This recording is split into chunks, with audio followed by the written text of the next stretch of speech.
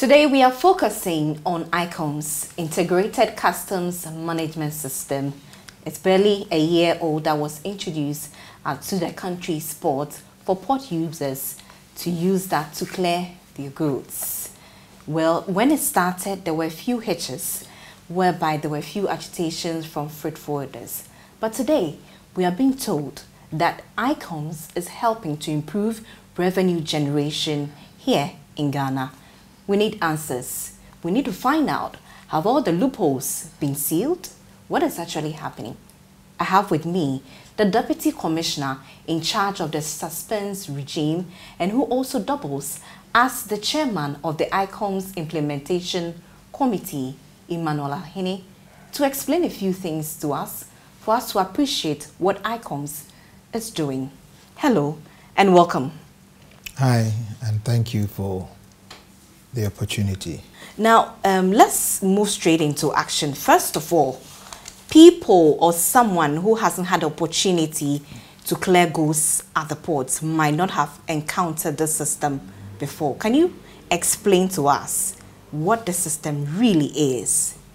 Let me say that the Integrated Customs Management System is an end-to-end customs operational and management system introduced by the government of Ghana to ensure that we can have a seamless clearance of customs procedures and processes and enhanced trade facilitation. It was developed with the aim of having a single service provider to manage the operations of the trade facilitation and customs clearance processes. So this system, we know that it was earlier being handled by two providers, but now we are having a single window system. Initially, when it started, there were a few agitation. What was the fears of people with this new system? Well, we need to admit that we started on a very tumultuous note, and there were several reasons one could allude to why the set-off was a little rough. We initially didn't have an immediate buyer input by our various stakeholders for several reasons. One was such that we were told there wasn't enough consultation, there wasn't enough training, and as we will all admit, change is inevitable, but it is difficult to accept, especially when we are comfortable with the status quo. And yes, admittedly, we had challenges which we had to go back to the drawing board to, consider in the area of training for our various stakeholders, getting some of the major stakeholders to also consider areas of adjusting their modus operandi and all of that. And so this accounted for some of the rough edges we had, at the onset. We had to undertake to train not only the respective stakeholders, but customs, offices as well. And just as I said, change is normally very difficult to accept until we begin to see the fruits of, our efforts. Then the appreciation of the benefits of the system comes in. We know, or we have heard, that it has improved revenue generation for Ghana. What were the changes? What has it done?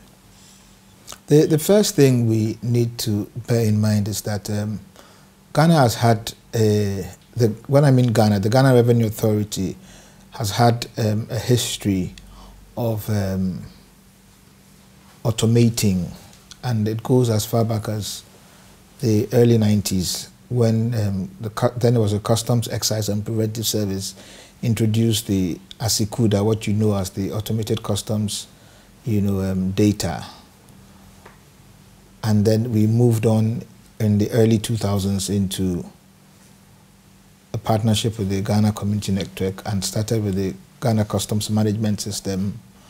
then went on in the mid-20s with the introduction of the pre-arrival assessment reporting system.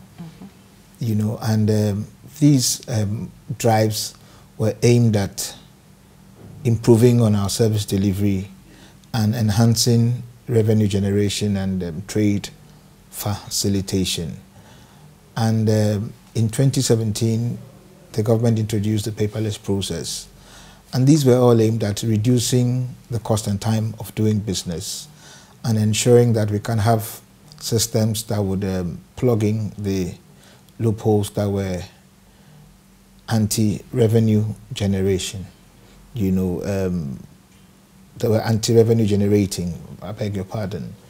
And since then, with the introduction of the ICUMS, not only have we succeeded in ensuring that we can ease the cost and time in doing business, the introduction of the ICUMS came about with a very robust inventory and cargo management system, which ensures that we can account for cargo right from the time it is discharged from vessels into the respective customs operational areas, and ensure that at the same time we can account for the revenues that would be generated on the cargoes that come into the country. To this effect, the ICUMS has introduced several modules that, you know, enhance clearance processes. We have one of the favorite, which is known as a pre-manifest declaration, which ensures that you can have your taxes assessed and duties paid prior to the arrival of the vessel. And when that happens, what it means is that the importer is able to plan their business and their financials effectively. And again, government is able to rake in the revenue in advance prior to the arrival even of the vessel. So government is able to plan also adequately with revenues that come in even prior to the clearance of, you know, consignments. As I said, because of the robust inventory and cargo management system, the ICUMS has come about with what you call a port community. And that port community ensures that there's transparency amongst all the key players in the port industry. And I refer to the terminal operators, the shipping lines, the Ghana Ports and Harbours Authority, the NPS. So whatever any of these players are involved in, as a community, we're able to all have access to what we are doing. And that, you know, is a very big plus in ensuring there's transparency. Again, because of the fact that we now have introduced about 23 participating banks in the collection of revenue, that is a big plus. In addition to that, the government recently introduced the platform known as the Ghana.gov, which is responsible for the collection of all government revenue nationwide. So that leads me to the next question, talking about compliance for the system and risk management for the system. What are the risk managements in the system that's able to detect tax evasion? You know, we have, by our law, you know, customs is guided in everything we do by legislation. And the Act 923, which, you know, was passed in 2016, set up the National Risk Management Committee and the single window. And the Risk Management Committee comprises several, you know, state agencies, including customs, the Food and Drugs Authority, the Ghana Standards Authority, and the committee that is, you know, responsible for risk management, all have their input, okay, in determining what levels of risk goods imported into the country should be placed at.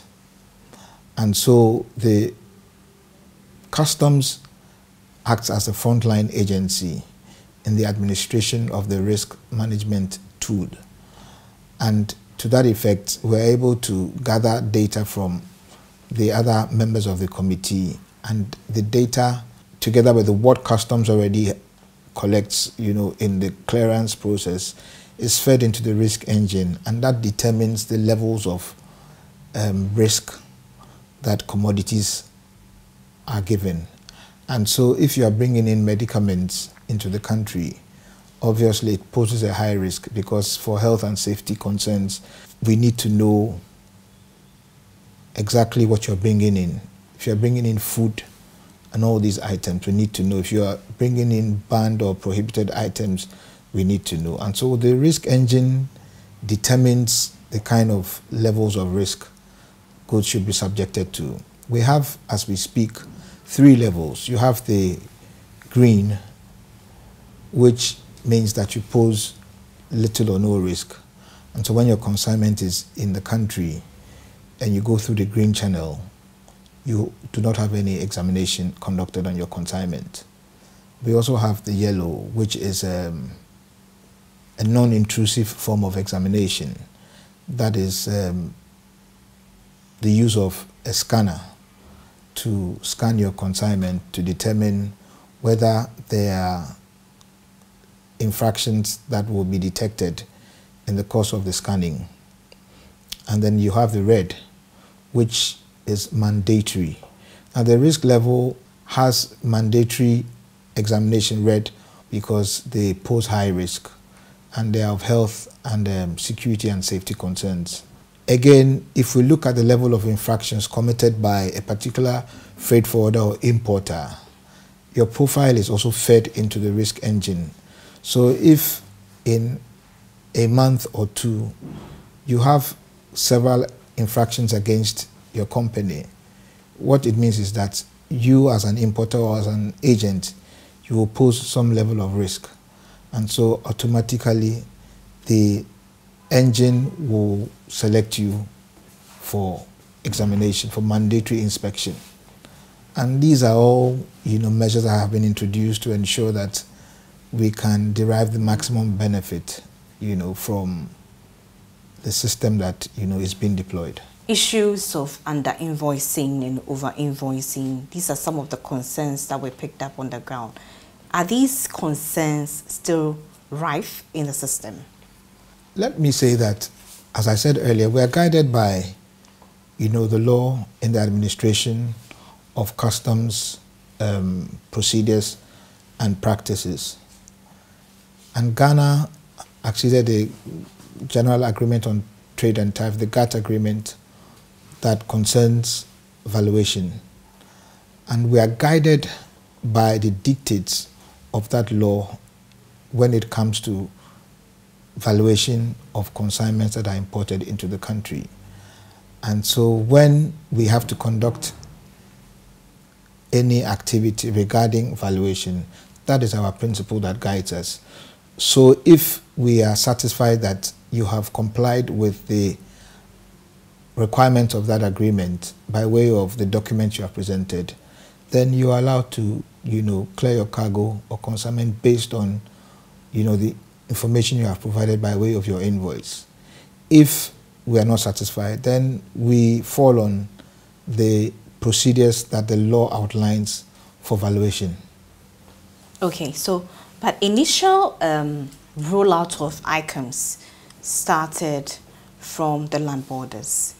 Yes. Right, so we want to know, as at now, has all the parts of the country now been hooked onto the system? Okay, thank you for this question. In fact, the whole deployment of ICUMS was structured to roll out in phases. And so from the 1st of March 2020, some selected land frontiers were onboarded in the ICUMS. And I can talk about the major stations like Elubo, Flao, Paga, and Hamile. Then Akano as well in Flao collection. And then we moved on to Takoradi from the 1st of April. And the airport was the next collection to go on the ICUMS. It was in the middle of April. And then in May, Customs, as you might be aware, is also responsible for collection of petroleum duties. So the petroleum duties came on the ICUMS in May of 2020. And then from the 1st of June, the other stations where ICUMS hitherto was unknown came on board, with Tema being our main port, in the country. So we had Tema, then we had Accra Collection come on board in June 2020, and thereafter we initiated the process of onboarding the other ICUMS, other stations in Ghana.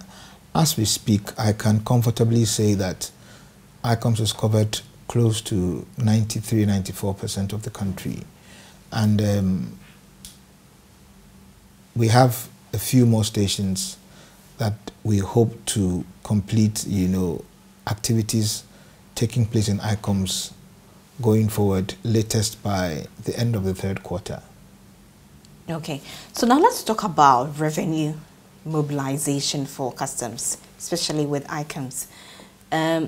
We know that it's been touted that it has improved revenue generation. What is the impact? How has it improved?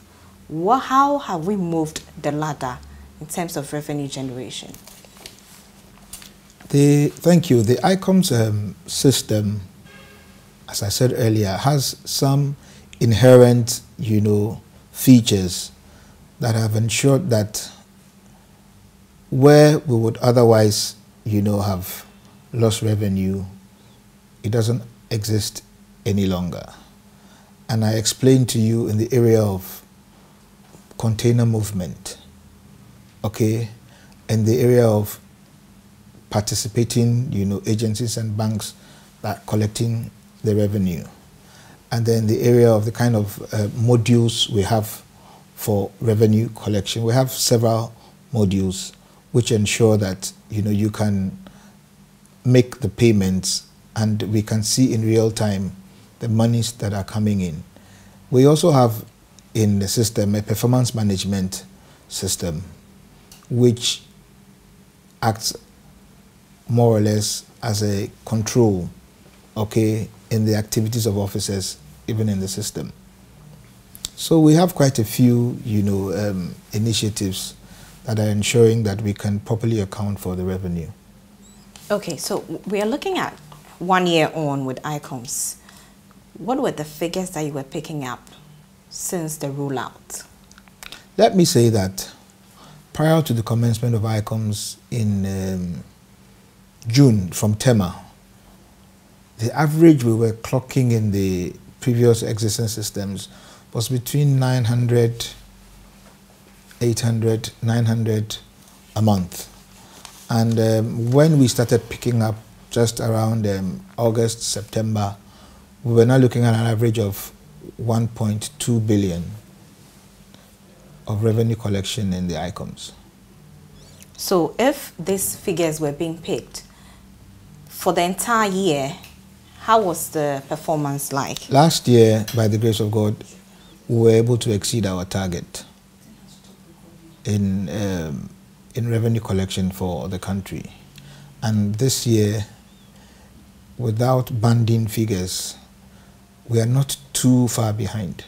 If we make even a comparison between January to June of 2020 and January to June of 2021, Customs Division, we have at least made a nominal growth of about 41% in revenue collection. When we are able to onboard every collection and every station, it assures us that the revenues, will come in, even if it is in trickles from the smaller stations.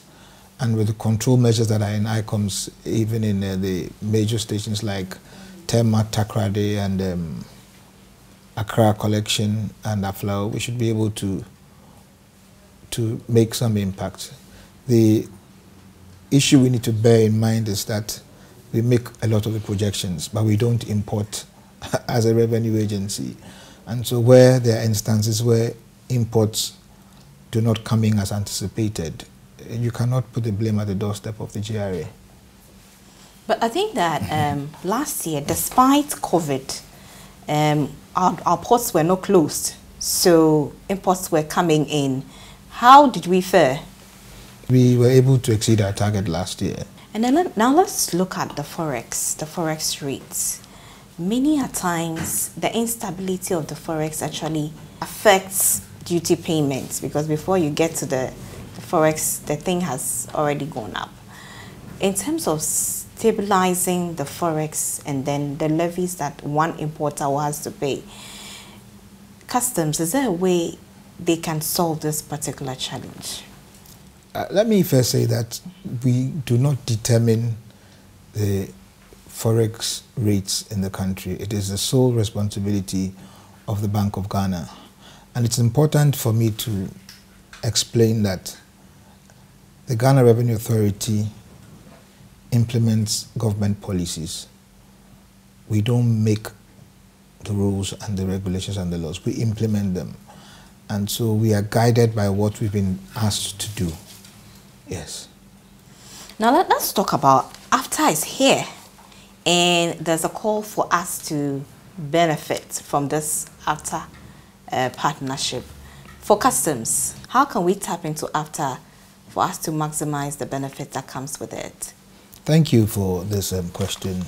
Let me point out that, we were tasked to commence operations of the AFTA from the 1st of January 2021, and within a very, very short time, the ICUMS had been poised to ensure that we can roll the necessary tools in the system to enable us effectively, be a part of the AFTA. And as we speak, the ICUMS, the ICUMS system now has been programmed to ensure that all aspects of customs activities in AFTA are taken care of.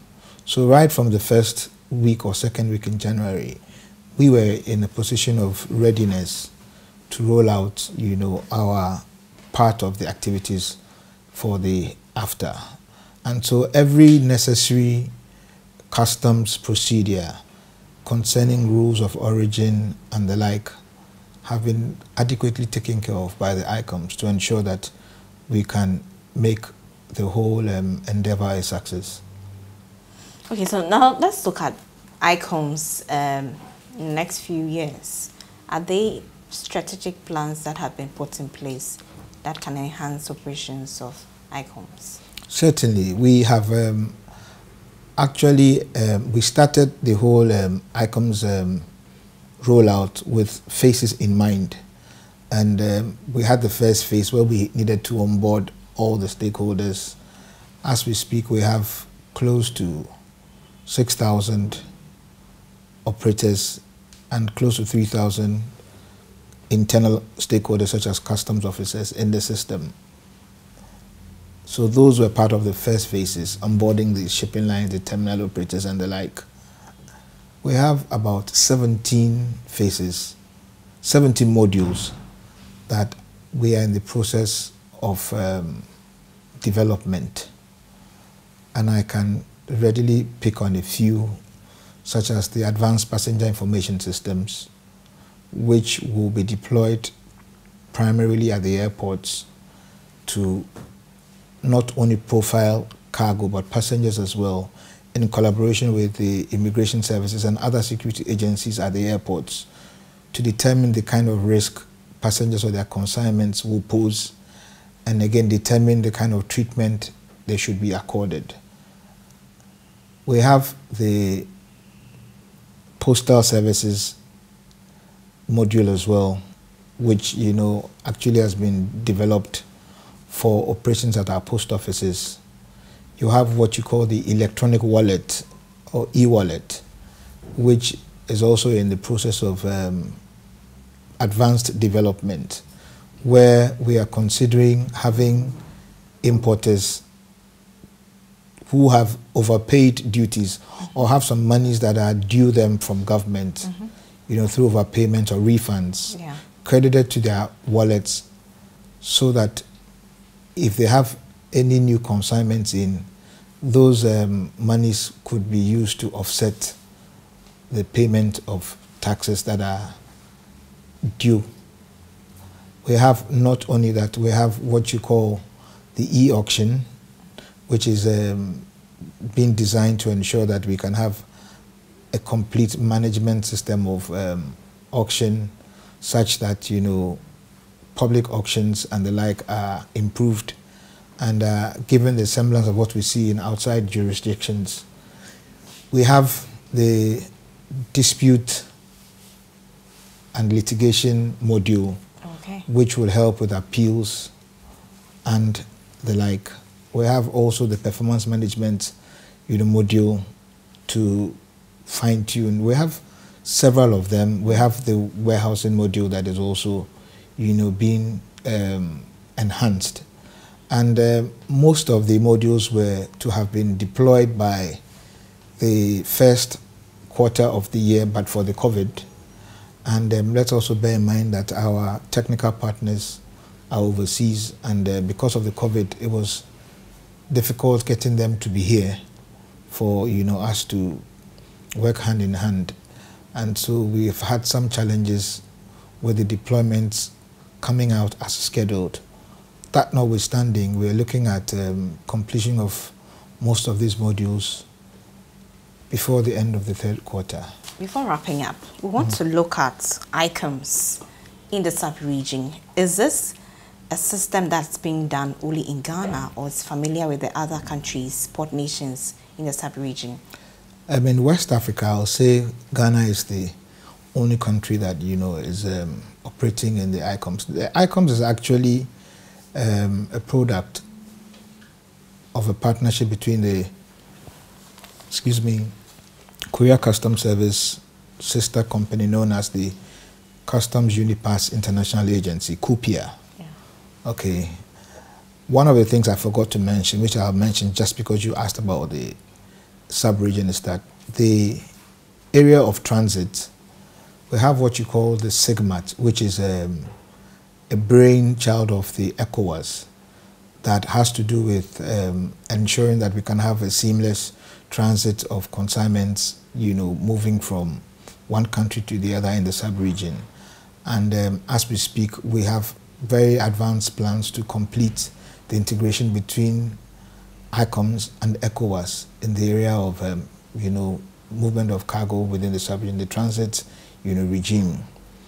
And what we foresee for ICUMS is to ensure that we can fulfill one of the pillars of the WCU, which is on partner to partner with countries in the sub-region who are yet to have such a dynamic system, you know, in the area of trade facilitation and customs clearance, and giving an opportunity to make the ICUMS work the way we see and the way we anticipate. We should be able to export ICUMS to other countries, probably in all of Africa. It's been exciting speaking to you, Mr. Ohene. We are hoping to do this again. Thank you very much for having us in your office. My name is Josephine Nchiji.